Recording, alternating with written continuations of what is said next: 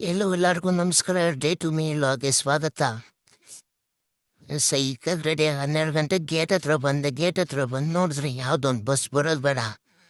ಅಂತೂ bus ಬರುತ್ತಂತ weight ಮಾಡಿ ಅಂತೂ ಫೈನಲ್ಲ ಬಸ್ ಏನೋ ಬಸ್ ಬಂದಿದ್ದ ಬಸ್ ಹತ್ಕೊಂಡು ಸೀದಾ ಬಂದಿದ್ದೆ ಕೋಲಾರ ಬರ್ಸ್ತದೆ. ನನ್ನ ಫ್ರೆಂಡ್ ನಮಗೋಸ್ಕರ ವೆಯ್ಟ್ ಮಾಡ್ತಾ ಇದ್ನೋ.